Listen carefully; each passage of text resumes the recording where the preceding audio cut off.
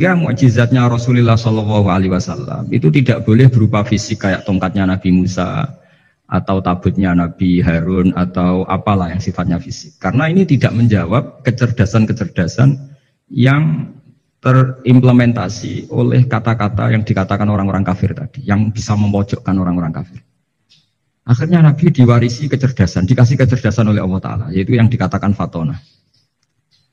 Dan mereka memang suka, mempermalukan Nabi itu suka. Misalnya Nabi, karena sebagai Nabi, beliau tahu betul bahwa semua itu biadillah, di tangan Allah. Itu Nabi pernah ngendikan, la adwa wala tiaruta, tidak ada penyakit menular. Lalu ada orang Yahudi atau orang siapa saja, orang bodoh lah yang jelas ini.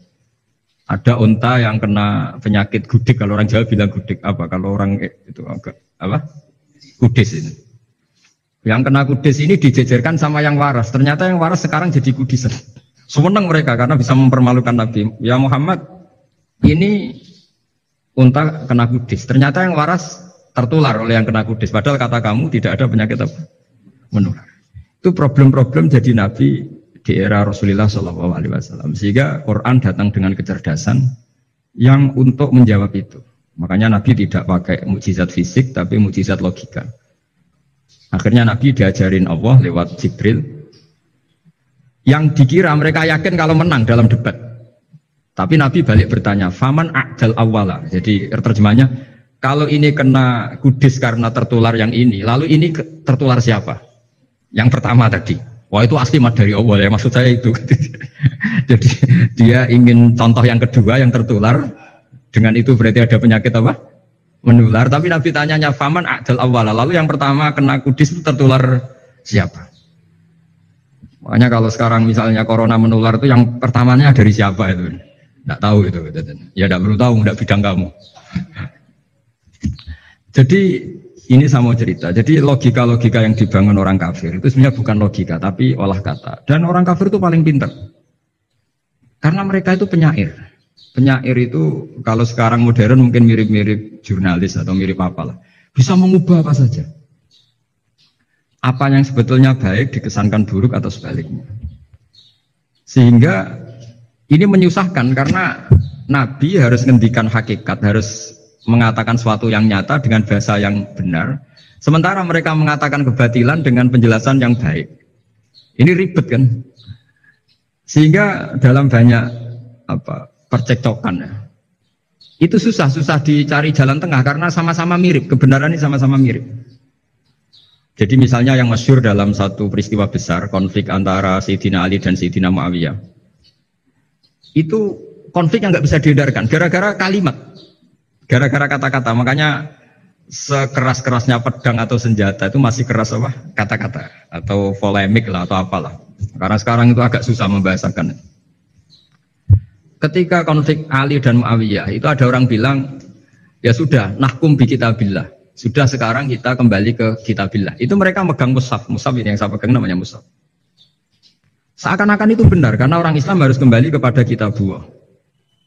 Pertanyaannya lalu Ali kata Ali, fadorobal mushafa biyadihi. Sayyidina Ali nepuk mushaf ini keras banget. Sal hadal mushaf kata Sayyidina. Kalau kita harus kembali ke Quran, coba tanya ini. Mushaf ini ya mushaf seperti milik saya ini. Akhirnya orang-orang Khawarij bilang, innama huwa warokun wa madadun. Itu hanya kertas sama tulisan. Bagaimana mungkin kita bertanya? Pas itu adalah orang Khawarij itu orang yang nggak mau ngakui Ali juga nggak mau ngakui Muawiyah. Dan Sayyidina Ali sama Sayyidina Muawiyah sudah sadar mau bikin mediator, mau bikin solusi jalan tengah.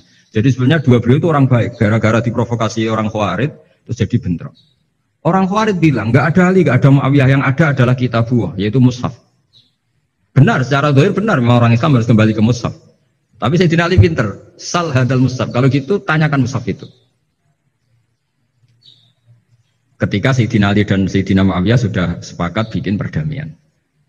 Akhirnya singkat cerita, inama huwa rokun wa madadun, kata orang-orang Khawarij itu hanya kertas dan pena. Kenapa bisa disuruh atau diminta jawaban? Terus kata Sayyidina Ali, nggak bisa toh kamu tanya mushaf, ya tidak bisa. Makanya tanya saya katanya. Akhirnya Sayyidina Ali memberi penjelasan, wa in khiftum shiqaqa bainihima fab'asu hakaman min ahlihi wa hakaman min ahliha. Jika dua mempelai suami istri itu mengalami konflik, Di mana-mana orang konflik orang ini serasa seneng. Kita kalau sedang marah, semuanya lah kalau sedang marah sama istri itu orang ini serasa seneng. Jadi sing ganteng kira ketok gantengnya, ketok elek etok. Sehingga kalau ngomongnya anaknya, dasar nakal kok bapaknya gitu. Bapaknya gitu, nanti dasar cerewet kayak ibu Makanya alhamdulillah banyak anak kita yang mewarisi nakalnya bapaknya dan nakalnya ibunya.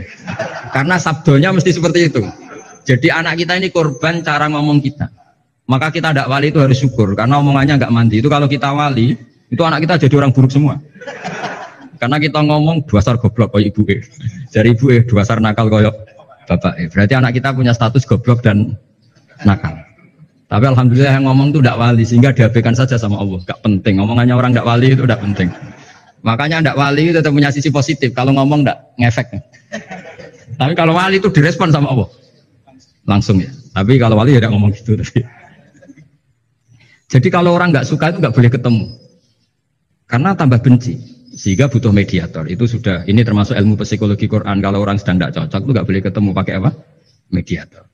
Jika suami istri sedang konflik, itu sebaiknya, seharusnya, atau sayugyanya, itu kirim mediator. Fab'athu hakamam min ahli wa hakamam min ahliha. Iyurida islaha yuwafiqillahu bainahuma. Terus kata Sidina Ali, wa amru ummati Muhammad a'zomu min amri rojulin wa mro'atin. Dan urusan umat Muhammad yang kita sedang konflik dengan kekuatan besar dan bisa pertumpahan darah itu lebih ngeri timbang urusan suami dan istri. Itu saja solusinya mediator. Artinya sesepele itu urusan pribadi saja Allah menyuruh ada mediator. Apalagi urusan kita yang lebih dahsyat. Akhirnya mereka ngakui cara istimbat, cara ngambil kesimpulan Sidina Ali. Jadi ini masalah-masalah yang orang bilang seakan-akan benar. Sudah kita kembali ke Quran, kembali ke Quran.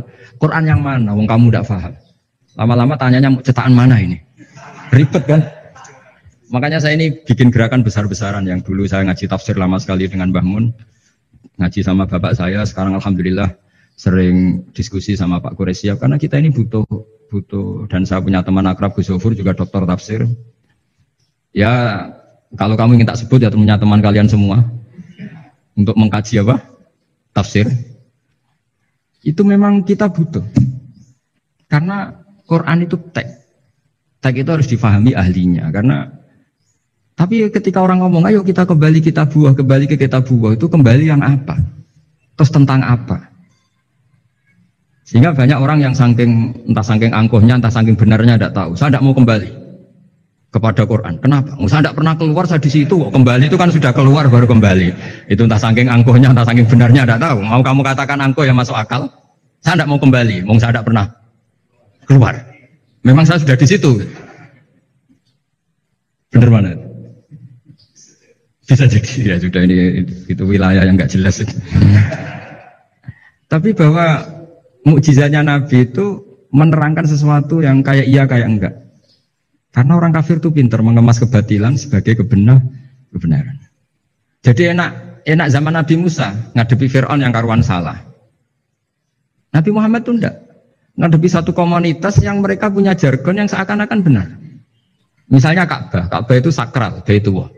Orang kafir itu percaya keramatnya Ka'bah, percaya sehingga mereka kalau bikin berhala itu harus dekat Ka'bah, bentuk barokah Ka'bah. Kayak kurang ajar gitu. Maka berhala-berhala itu paling banyak di dekat Ka'bah karena supaya apa? Dapat barokahnya Ka'bah. Ribet kan? Kamu kafirkan tuh percaya barokah Ka'bah, tidak dikafirkan itu kurang ajar. Ka'bah kok jadi ruwet. Ribet banyak ngadepi. Itu susah memang ngadepi logika. Makanya kan apa ya? Kayak kita ngerawat anak itu. Mau dilonggar nanti manja terus goblok, mau dikerasin nanti minggat, ribet kan? Jadi ngelola kebenaran itu tidak gampang. Lalu Nabi datang bil haqqil bayyin dengan kebenaran yang nyata. Dimulailah dari surat diantaranya lam yakunil ladzina kafaru min ahlil kitab wal musyrikin munfaqina hatta ta'tiyahumul bayyinah. Bayyinah itu siapa? Rasulun minallah yatlu suhufam tahara.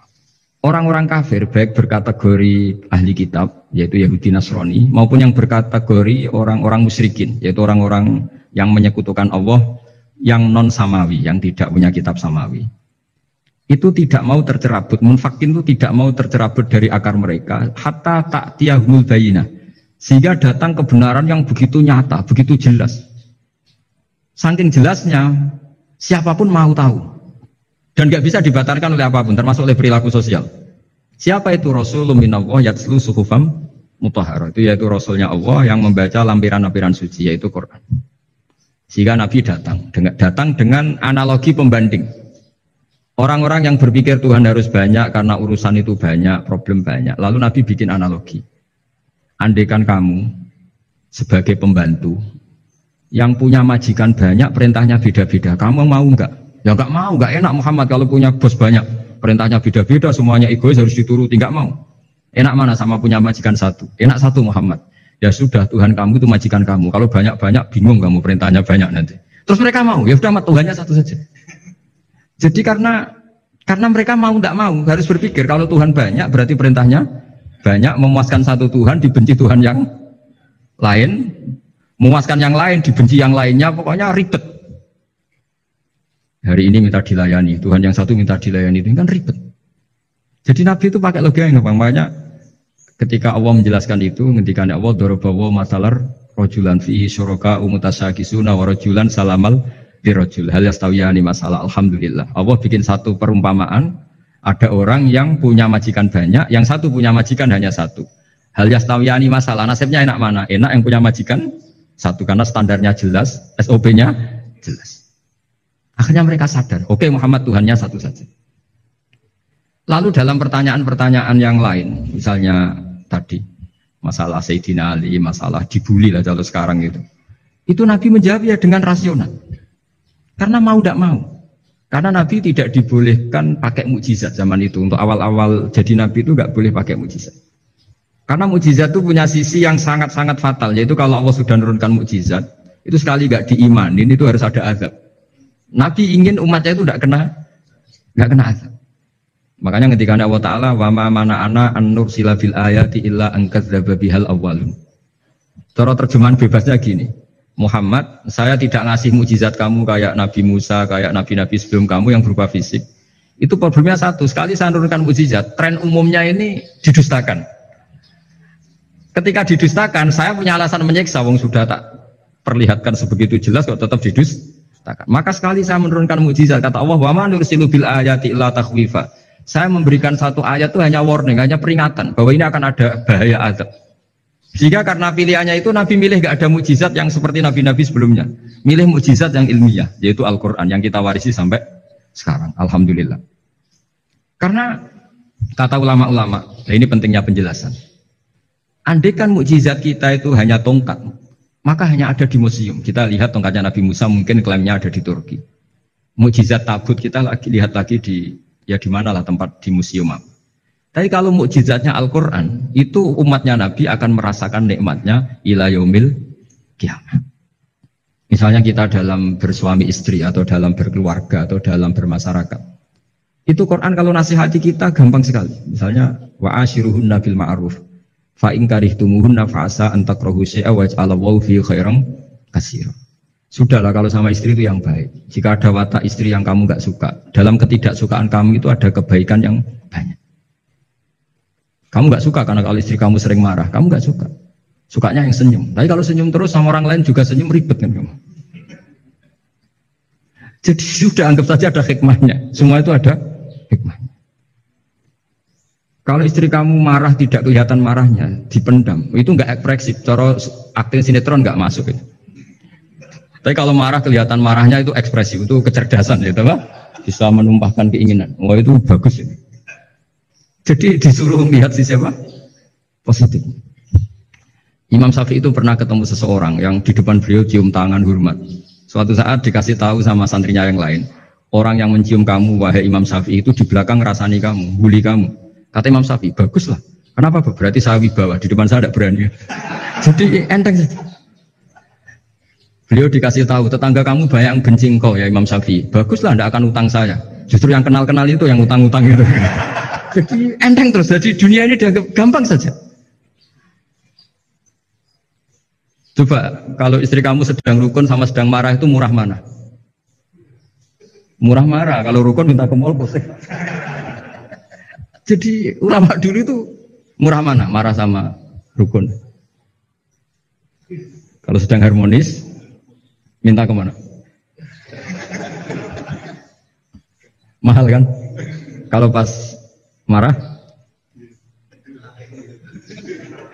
Jadi ulama dulu itu lucu, apa ya? Gampang sekali nanggapin sesuatu itu.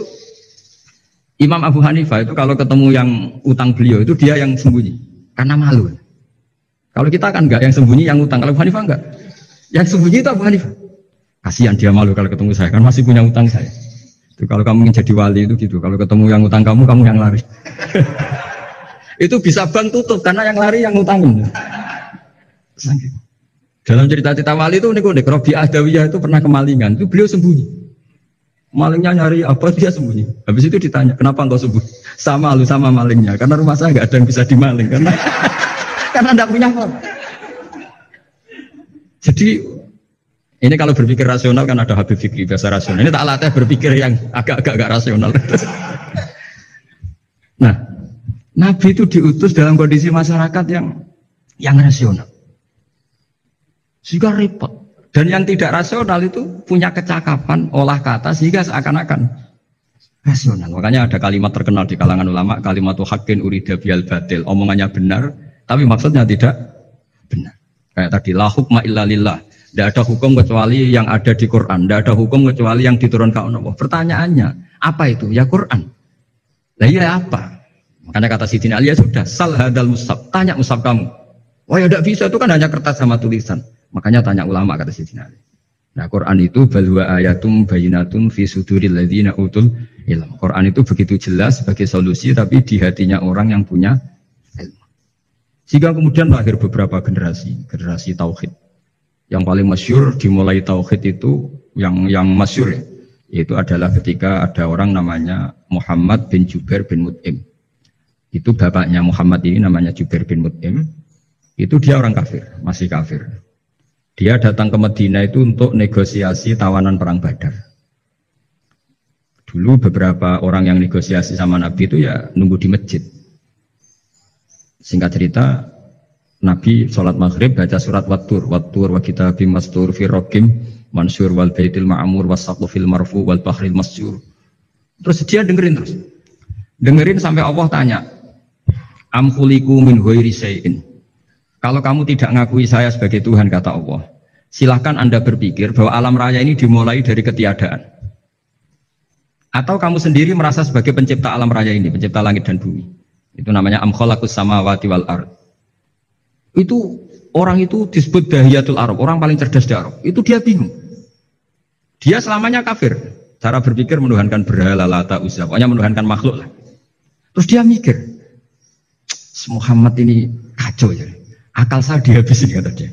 Jadi cara berpikir dia pakai akal. Dia tidak percaya mukjizatnya Quran, tapi dia bilang Muhammad ini kacau. Akal saya dihabisin. Akhirnya Nabi setelah salam dia menyatakan Islam. Karena kata dia Muhammad, akal saya habis oleh apa yang kamu baca. Dalam